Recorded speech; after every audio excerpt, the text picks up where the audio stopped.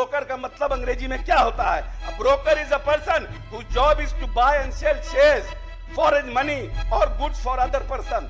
एक दूसरा, go between. If someone acts as a go between, they take message between people who are unwilling to meet each other.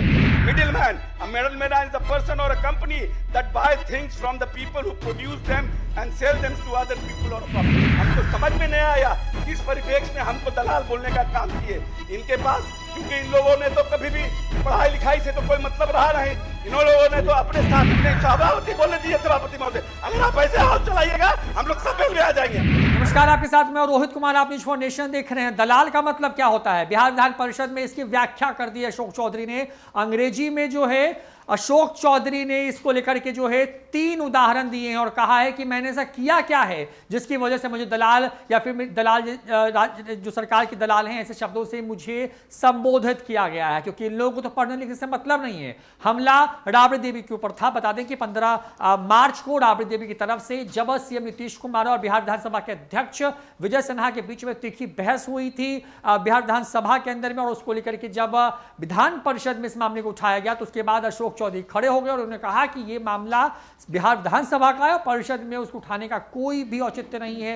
इस पर जो है राबड़ी देवी ने कहा था कि सत्ता के दलाल मत बनिए, और 1-2 बार नहीं कुल 7 बार दलाल शब्द से अशोक चौधरी को एक तरीके से संबोधित किया था, जिसके बाद अशोक चौधरी ने अंग्रेजी में किस तरीके से राबड़ी देवी पर हमला बोला है सुनवाते हैं आपको। सभापति महोदय, उस डिस्कशन के दौरान माननीय पूर्व मुख्यमंत्री ने मुझे दलाल शब्द का प्रयोग किया। दलाल शब्द का प्रयोग किया और उन्होंने कहा कि आप सत्ता की दलाली करते हैं और सत्ता के दलाल हैं और आप इधर से उधर करते हैं। ये जानकारी उस समय मुझे नहीं मिल पाई थी। उस समय ठीक है, बैठिए। ये बोला गया था कि आप सत्ता के दलाल मत बनिए।